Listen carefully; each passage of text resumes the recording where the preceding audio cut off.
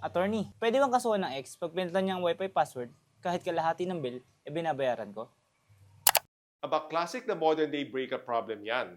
Pero legal ba ang ginawa ni X? Depende. Pero medyo mahirap gawing kaso sa korte.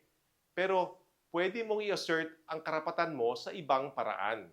Ano ba ang sitwasyon? Naghiwalay kayo ni X pero patuloy kang nagbabayad ng kalahati ng wifi bill. Tapos, bigla niyang pinalitan ang password nang hindi ka sinasabihan at hindi ka na makagamit ng internet na binabayaran mo. May batas bang nilalabag? Technically, walang specific law na nagbabawal sa pagpapalit ng Wi-Fi password sa ganitong setup. Pero kung gusto mo ng legal angle, pwede mo i-assert ang mga ito.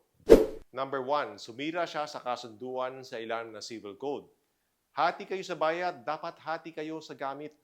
Number 2, kapag pinapabayad ka, pero hindi mo naman magamit ang serbisyo, pinapakinabangan ni X ang bayad mo nang hindi dapat. Unjust enrichment yan sa ilalim ng Article 22 ng Civil Code. Dapat ipagamit niya sa iyo ang Wi-Fi o ibalik ang perang binayad mo habang walang Wi-Fi access. Pero dapat ba siyang kasuhan agad? Sa totoo lang, malaking abala at gastos ang kasuhan para sa maliit na issue. Pero kung gusto mong bawiin ang bayad mo o ipatigil ang arrangement, may ibang practical na hakbang. Number 1, huwag magbayad.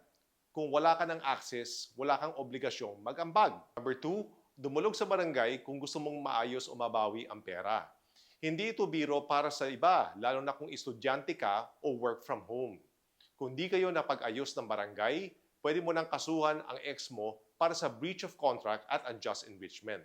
Kaya bago maksyon, lagi mo na pag-isipan. Ito si Attorney Tony Roman, handang magbigay ng legal advice na walang lokohan.